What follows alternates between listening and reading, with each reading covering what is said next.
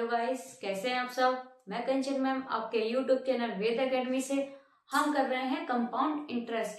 कल जो क्लास में मैंने जो कराया था वह था 4 3 इयर्स पर चक्रवृद्धि ब्याज कैसे निकालते हैं। उसका मैंने आपको एक कॉन्सेप्ट बताया था, वह था 3r.3r² इस पर मैंने 3 साल का ब्याज को निकालने का फॉर्मेट को बताया था। उसी पे मैंने कल आपको एक सवाल कराए थे, वही मैं आज कंटिन्यू कर रही हूँ। और अर्धवार्षिक वाले भी क्वेश्चन को कराए थे। अगर सवाल में अर्धवार्षिक पूछ लिया जाए तो चक्रवृद्धि ब्याज कितना होगा, तो छमाही वाले में भी मैंने यही बताया था कि रेट को आधा कर दो और टाइम को डबल कर दो।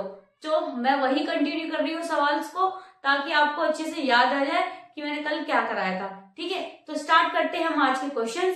और क्वेश्चन देखेंगे, क्वेश्चन क्या है, how much amount interest eight 8% per annum will become ₹70,576 in 1.5 year. मतलब 1.5 साल। कंपाउंड हाफ ईयरली मतलब अर्धवार्षिक। 8% वार्षिक दर से निवेश की गई कितनी धनराशि 1.5 वर्षों में अर्धवार्षिक रूप से संयोजित होकर 17,576 हो जाएगी। देखिए, मैंने आपको बताया था जब अर्धवार्षिक की बात आ जाए तो क्या करना होगा, हमको रेट को कर देना हाफ। रेट हमें दे रखी है 8%, ठीक है, तो रेट को कर देना हाफ। कितनी होगी 4%। 8% से कितनी हो गई 4%। और टाइम को कर दो डबल, मतलब कितना दे रखा 1.5 मतलब 1.5 साल, तो 3/2। समझ में आ गया। 2 1 जा 2 प्लस करो उसको इधर, तो 3/2 मल्टीप्लाई 2, तो कितना आ गया 3 वर्ष का। समय कितना आ गया हमारा 3 साल का। समझ में आ गया 3 वर्ष का। अब देखिए, अगर मैं आपको 3 साल पे पूछा जाए जब क्वेश्चन, और मैंने जो कल बताया था 3r.3r², तो वह बहुत लेंथी हो जाएगा, तो मैं यहाँ पे यूज करूंगी रेशियो मेथड। मैंने आपको शुरू में ही सबसे पहले मेथड जो बताया था वह था हमारा रेशियो मेथड। ठीक है, तो रेशियो मेथड में पहले r को हम करेंगे फ्रैक्शन वैल्यू पर। 4% का कितना होता है फ्रैक्शन वैल्यू 1/25। समझ में आया कैसे होता है। देखिए 4/100, 4 से जब हम काटेंगे तो कितना आएगा 25, तो 1/25। समझ में आ गया फ्रैक्शन वैल्यू, समझ में आई इसकी। 8 का 4% कितना होती है फ्रैक्शन वैल्यू 1/25। ठीक है, अब देखिए एक तरफ लिख लीजिए मूलधन, एक तरफ लिख लीजिए अमाउंट। मूलधन तो हमारा जे होता है 25, और जब इसको ये ब्याज में जुड़ेगी तो कितनी हो जाएगी 26। समझ में आ गया। अब देखिए कितने वर्ष की बात की जा रही है 3 वर्ष की, तो तीनों में लगा दीजिए क्यू। ठीक है, और 25 का क्यू क्या होता है 15625। समझ में आया। और देखिए 26 का क्यू कितना होता है 17576। ठीक है, अब देखिए हमें यहाँ राशि कितनी संयोजित कर रही है, कितनी कर रही है 17576। तो ये कितनी बार जाएगा 1 बार कटे, 1 बार का करेगा, कितने गुना है 1 बार गुना है। ठीक है, तो 15625, तो यही हमारा होगा आंसर। समझ में आ गया। तो कितनी राशि संयोजित हो रही है 15,625। ऑप्शन में देखेंगे option B is correct. Clear है, सब बताएंगे। ये बात क्लियर है, जो मैंने कल आपको बताया था वही कॉन्सेप्ट मैंने किया है, लेकिन मैंने यहाँ पे रेशियो मेथड लगा दिया है क्योंकि वो मुझे इजी लग रहा था करने में। समझ में आ गया। चलिए आगे देखिए क्वेश्चंस को, चलिए आगे बढ़ते हैं। चलिए इसके आगे क्वेश्चन देखेंगे। क्वेश्चन देखिए क्या है, if the interest rate is 2.5% per annum for the first year and 2% per annum for the second year. मतलब पहली जो वर्ष की हमें परसेंट दे रखी है वह 2.5% है और जो दूसरी साल की दे रखी है वह हमारी 2% है। देखो, find the compound interest of ₹6,000 in 2 years. यदि ब्याज दर पहले वर्ष के लिए 2.5 प्रति वर्ष है और दूसरे वर्ष के लिए 2% प्रति वर्ष है, तो 2 वर्षों में 6,000 रुपए का चक्रवृद्धि ब्याज याद कीजिए। ठीक है, तो 2 वर्षों का चक्रवृद्धि ब्याज हमें ज्ञात करना है। और हमें देखिए कितनी दर दे रखी है, एक तो दे रखी है 2.5% रेट और एक दे रखी 2%। मैंने आपको बताया था जब 2% जो जब पहली साल की दर दे रखी हो, दूसरी साल की दे रखी हो, तो हमें कौन सा मेथड यूज करना है? मेथड 2। मेथड 2 बताया था आपको? इफेक्टिव रेट मेथड वाला। मतलब इफेक्टिव रेट मेथड मतलब x और y% हमको दे रखी हो, तो कौन सा हमने लगाया? x plus Y plus X Y upon 100। कुछ याद आया? मैंने आपको इसमें 2 मेथड बताए थे, एक तो हमारा रेशियो मेथड और दूसरा था हमारा इफेक्टिव रेट मेथड।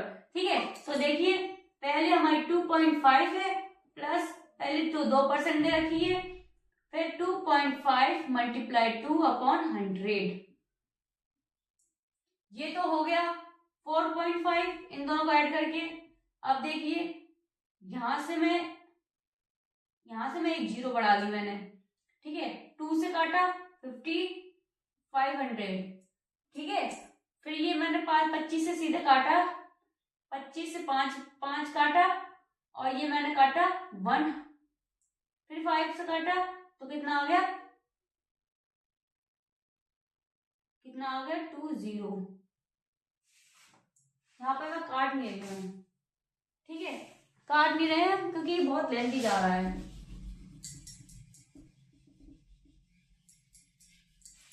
हम काट नहीं रहे। ठीक है, तो हमारे यहाँ पे क्या था? 2.5 इंटू 2 अपॉन 100। तो 25 दूनी कितने होते हैं? 50 होते हैं। 25 दूनी 50 होते हैं। अब यहाँ 25 दूनी 50 हो गए, एक पॉइंट यहाँ मैंने लगा दिया अपॉन 100। ठीक है, 2 0, जब ये पॉइंट के बाद इस 0 का कोई मायने नहीं होता है, तो यहाँ से 2 0 गई तो यहाँ मैंने पॉइंट बढ़ाया। समझ में? 2 डिजिट के बाद पॉइंट बढ़ाया तो 0.05। समझ में आई चीज? अब देखिए इन दोनों को ऐड करके कितना आएगा हमारा? इन दोनों को ऐड करके आएगा 0.55%। समझ में आ गया? तो हमारा 2 साल का चक्रवृद्धि ब्याज कितना निकल के आ गया है? 4.55%। अब देखिए कितने रुपए पर निकालना है हमें? 6,000 पर निकालना है। 6,000 पर चक्रवृद्धि ब्याज कितना निकल के आया था? मतलब जो हमारा ब्याज निकल के आया था वो कितना था? 4.55%। ठीक है, अब देखिए इस परसेंट से मैंने ये 2 0 को काट दिया है। समझ में आ गया? अब देखिए मैंने इसको यहाँ पे 2 0 मान ली, एक 0 से मैंने ये 0 काट दी। अब 6 का जब इसमें मल्टीप्लाई करेंगे तो 6 पंचे 30। ठीक है, 3 कैरी, 6 पंचे 30, 33, 3 24 और 3 27। एक यहाँ मैंने 0 डाल के यहाँ पॉइंट लगा दिया है, तो इस पॉइंट के बाद 0 की कोई मायने नहीं होता है। तो हमारा जो आंसर है वो कितना है? 273 रुपीज। समझ में आ गया? 273 रुपीज। देखिए ऑप्शन सी। समझ में आ गया ये कैसे है? क्लियर हो? देखिए कुछ नहीं किया है, हमने मेथड 2 लगाया है, इफेक्टिव रेट मेथड वाला। जब हमें 2 रेट दे रखी हो, पहली साल की और दूसरी साल की, तो x plus Y plus X Y upon 100 मैंने नहीं लिखा है। ठीक है, तो हमने x की वैल्यू 2.5, y की वैल्यू 2, फिर प्लस एक्स वाई अपॉन 100। ठीक है, 25 दूनी 50 होते हैं। ठीक है, 25 दूनी 50 होते हैं, तो यहाँ एक पॉइंट था, एक पॉइंट आया तो ये 0 हट गई। 2 0 हटाई तो 2 डिजिट के बाद 0 पॉइंट लगा दिया मैंने। तो कितनी हमारा ब्याज कितना निकल के आया? 2 साल का 2 साल का ब्याज निकल के आया 4.55%। कितने रुपए पे? 6,000 के रुपए पे। ठीक है, फिर ये हमने काटा है तो हमारा आंसर कितना आ गया? 273। Option C is correct. Clear है? सब बताएंगे, ये बात क्लियर है? आगे देखें, चलिए आगे देखते हैं क्वेश्चंस को। क्वेश्चन देखिए क्या है, इन 1.5 year the compound interest on a certain sum of money at the rate of 20% annual compound interest becomes 30-14. What is that sum? 20% वार्षिक चक्रवृद्धि ब्याज की दर से किसी निश्चित राशि पर 1.5 वर्षों में चक्रवृद्धि ब्याज 1314 हो जाता है, मतलब 1314 हो जाता है, वह राशि क्या है? देखिए हमें यहाँ समय कितना दे रखा है, 1.5 year, ठीक है। तो हम पहले निकालेंगे 20%, ठीक है। तो हमें यहाँ कितना हो जाएगा, 3 साल का हो जाएगा। तो ये देखिए पहले हम निकालेंगे 1.5, मतलब हाफ का वैल्यू निकालेंगे, पहले हम 20% का निकालेंगे। तो 20% तो कितना होता है, 1/5 होती है फ्रैक्शन वैल्यू। सब बताएंगे फ्रैक्शन वैल्यू कितनी होती है, 1/5। तो अब एक तरफ P एक तरफ A, ठीक है। अब देखिए यहाँ हम 2 साल की बात करेंगे, ठीक है, यहाँ 2 साल की बात करेंगे, ठीक है। पहले तो देखिए 2 साल में पहले 5 और ये 6 हो गया, यहाँ ब्याज ऐड हो गया। अब देखिए अब हम यहाँ पे बात करेंगे 2 साल की, 2 बार लिखेंगे, ठीक है, 5:6, 5:6, ठीक है। अब यहाँ बात करेंगे हम हाफ की मैंने जब बताई, जब आधे की बात हुई तो रेट हमारी कितनी हो जाती है, आधी हो जाती है। तो 20% की आधी कितनी हो गई, 10%। तो 10% की फ्रैक्शन वैल्यू कितनी होती है, 1/10 होती है, 1/10 होती है। तो यहाँ ब्याज ऐड होगा तो अमाउंट, ठीक है, तो 10 और ये हो गया 11, समझ में आ गया। अब देखिए कर दीजिए क्रॉस मल्टीप्लिकेशन, ये काटेंगे 2 3 से, ये काटेंगे 5 से, मतलब 2 से टेबल से 2 3 जा 6, 2 5 जा 10, 5 5 5 कितना हो गया, 125। और ये कितना हो गया, 18, 3 6 18, 18 11, 198। समझ में आ गया, कितना आ गया, 198। अब देखिए मैं इधर कर रही हूं, यहाँ कितना है, 125, 198। तो अपना ब्याज कितना निकल के आ गया, माइनस करिए इसको, 8 से 5 3, 9 से 2 7, ठीक है। अब देखिए ब्याज निकल के कितना हो गया, 73। तो हमें राशि कितनी दे रखी है, 1314। अब देखिए कितने गुना है, इसका मल्टीप्लाई करके कितना आएगा इसमें, अगर हम इसमें 18 का मल्टीप्लाई करते हैं 73 में तो कितना आएगा, 1314, ठीक है। अब देखिए जब यहाँ हमने 18 से मल्टीप्लाई किया तो यहाँ पे भी हम 18 का मल्टीप्लाई करेंगे तो कितना निकल के आएगा, हमारा कितना निकल के आएगा, 2250। 18 पंचे 80, 8, ठीक है, कह रही 8 लगी, 28 25 80 और 8 कितना हो गए, 2250। यह क्या हमारा हो गया, आंसर हो गया, ठीक है। यही क्या हो गया, हमारा आंसर निकल के आ गया। तो राशि कितनी निकल के आ गई है, राशि हमारी निकल के आ गई है 2250 रुपीज में, ठीक है। समझ में आ गया क्वेश्चन, समझ में आ गया, ठीक है, क्लियर है सबको। ऑप्शन में देखेंगे option A is correct, clear है, समझ में आ गया। आगे बढ़े, चलिए आगे देखिए हम सवाल देखेंगे। What is the compound interest on ₹25,000 for 3 years at 10% per annum compounded annually. 25,000 रुपए पर 3 वर्षों के लिए 10% वार्षिक दर से चक्रवृद्धि ब्याज कितना होगा। देखिए जब मैंने कहा था 3 वर्षों के लिए पूछा जाए और रेट हमें 10% दे रखी हो, तो मैंने कल आपको एक चार्ट बताया था कि फर्स्ट ईयर में जब 10% की बात की जाए फॉर 3 years पर, तो फर्स्ट ईयर पे तो 10% सेम रहता है, सेकेंड ईयर में वैल्यू मतलब CI, सेकेंड ईयर में CI की मतलब चक्रवृद्धि ब्याज की बात कर रही हूं मैं।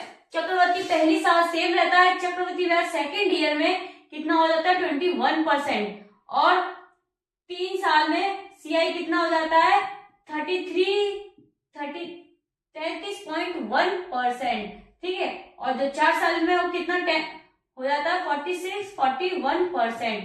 ये जब ही होगा जब 10% दे रखी हो और 3 साल पे बात की गई हो, तभी ये चार्ट काम करेगा। समझ में आ रहा है? ये वैल्यूज मैंने बोला था जहां पढ़ते हो वहां लगा लीजिए ताकि आपको याद रहे। जहां 3 साल की बात कीजिए, रेट हमें 10% हो, वहां सीधे ये वैल्यूज को पुट कर दीजिए, ठीक है। तो देखिए यहाँ देखिए रेट हमें दे रखी है 10% और कितने वर्षों में पूछा है? 3 वर्षों में। तो 3 साल का चक्रवृद्धि ब्याज की कितना होता है? 33.1%। समझ में आ गया? 33.1%, ठीक है। तो हमें कितना दे रखी है, कितनी राशि कितनी दे रखी है? 25,000 3 साल पर ब्याज। समझ में आ गया? इससे मैंने 2 जीरो काट दी परसेंट से। समझ में आया? यहाँ एक पॉइंट बढ़ा, यहाँ मैंने 10 कर लिया, पॉइंट हटा के 10 कर लिया, ये जीरो से मैंने ये जीरो काट दी। अब देखिए 25 एकम 25, ठीक है। 2 यहाँ कैरी बची 25 दूनी 50, 25 3 75, ठीक है। 25 3 75 तो कितना आएगा? 1275 रुपीज। यही होगा हमारा आंसर। था इजी। अगर आपको ये चार्ट याद है और 3 साल पे पूछा जाए और रेट हमें 10% हो तो हमें कुछ नहीं करना है, सीधे वैल्यूज लगानी है और आंसर को निकालना है। समझ में आ गया? अब ये चार्ट मैंने आपको कल बताया था, मैंने आज दोबारा से रिमाइंड कर दिया ताकि आपको याद आ जाए, ठीक है। चलिए आगे देखते हैं। सवाल को। सवाल देखिए क्या है। What will be the compound interest for 3 years on 5,120 at the rate of 12.5% compounded annually? रुपए 5,120 की राशि पर 12.5% की दर से 3 वर्षों का चक्रवृद्धि ब्याज वार्षिक रूप से संयोजित कितना होगा? 3 साल पर पूछा गया है चक्रवृद्धि ब्याज, लेकिन हमें जो रेट दे रखी है वह कितनी दे रखी है? 12.5% और कितना दे रखा है? 3 इयर्स पर। देखिए वो चार्ट जो मैंने बताया था वो 10% की रेट पर काम करेगा। यहाँ पे हम देखिए कौन सा मेथड लगा रहे हैं, हम यहाँ पे रेशियो मेथड से सॉल्व करेंगे, ठीक है। रेशियो मेथड सबसे पहले रेट को फ्रैक्शन वैल्यू पर लाने के लिए क्या करते हैं हम? परसेंट हटा के यहाँ मानने मैंने 100 मान लिया है, ये जीरो यहाँ आ गई। समझ में आ गया? 5 से मैं काटूंगी 25 टाइम्स, 5 से मैं काटूंगी 200 टाइम्स। 5 से मैंने काटा 5 टाइम, 5 से मैंने काटा 4 0, 5 से मैंने 1 टाइम 4 सर 8। कितना होगी हमारी इसकी? 12.5 की फ्रैक्शन वैल्यू कितनी आ गई है? फ्रैक्शन वैल्यू कितनी आ गई है? 1/8। अब एक तरफ लिखेंगे p, दूसरी तरफ लिखेंगे a, मतलब मूलधन और मिश्रधन, ठीक है। मूलधन हमें दे रखा है 8 और ये ब्याज को जब ऐड करते हैं तो हमें मिलता है अमाउंट, तो कितना हो गया? 9। कितनी वर्ष के दे रखा है? 3 वर्ष के लिए, तो तीनों के क्यूब कर देंगे। 8 का क्यूब कितना होता है? 1512, ठीक है। और 9 का कितना होता है? 729। तो ब्याज कितना निकल के आता है हमारा? ब्याज देखिए कितना निकल के आ रहा है। ब्याज निकल के आएगा, माइनस करिए, 9 में से 1 गए, 9 में से 2 गए, 7 बचेगा यहाँ पे, 12 2 में से 1 गए 1 और 7 में 5 गए 2 बचा। समझ में आ रहा है? एक सेकेंड, 217, ठीक है। अब देखिए मैं यहाँ पे करके बताती हूँ, ठीक है। हमारा ब्याज कितना निकल के आ गया है? 217, ठीक है। लेकिन हमको यहाँ पे जो मूलधन और जो मिश्रधन दे रखा है, राशि कितनी दे रखी है हमें? राशि हमें दे रखी है 5120, 5120। तो ये देखिए कितने गुना हो गया? ये 10 गुना हो गया, ठीक है। जब हम 10 का इसमें मल्टीप्लाई करेंगे तो हमें यह वैल्यू मिल रही है। तो जब यहाँ होगी 10 का गुना करेंगे तो यहाँ पे भी हम 10 का मल्टीप्लाई करेंगे तो कितना होगा? यहाँ लिख देती हूँ वैल्यू को, 2170, ठीक है। यही होगा हमारा आंसर, ठीक है। तो देखिए जो हमें जो मिली राशि वह कितनी मिली है, कितना मिला है 22170, ठीक है, रुपीज। यही होगा हमारा आंसर। तो कितना निकल के आ गया है 2170। देखिए 2170 option D is correct. Clear है। देखिए जब ऐसे सवाल आते हैं तो ज्यादातर रेशियो मेथड ही काम करता है, ठीक है, लेकिन जब 10% की वैल्यू हो और 3 वर्ष की पूछी हो तो हमारा वाला चार्ट काम करेगा, ठीक है, समझ में आ गया। मैंने देखिए आज जो भी क्वेश्चन कराया हर एक टाइप चेंज कराया था। मैंने जितने भी आज क्वेश्चन कराए सारे के टाइप चेंज थे, ताकि आपको अच्छे समझ में आ जाए यह क्वेश्चन आए तो हम कौन सा टाइप यूज करें, कौन सा कॉन्सेप्ट लगाएं, ठीक है। ज्यादातर मैंने आज जो भी इतने क्वेश्चन कराए सब में मैंने रेशियो मेथड यूज किया है, क्योंकि रेशियो मेथड बहुत आसानी से आंसर निकाल देता है। समझ में आया। दोनों मेथड इजी है, जो भी आपको लगे आप वो कर दीजिए। आज मैं क्वेश्चन इतने ही करा रही हूँ, अब मैं आगे क्वेश्चन कल कराऊंगी। थोड़ा लेवल मेरा कल का क्वेश्चन का थोड़ा बढ़ेगा, तो आप चिंता ना करिए, मैं आपको समझाऊंगी अच्छे से, तब कराऊंगी, ठीक है। चलिए आज की क्लास हम वही खत्म करते हैं। आई होप आपको मेरी आज की क्लास पसंद आई होगी। तो अगर पसंद आई तो प्लीज लाइक करें, कमेंट करें, शेयर करें एंड सब्सक्राइब करें। Thank you.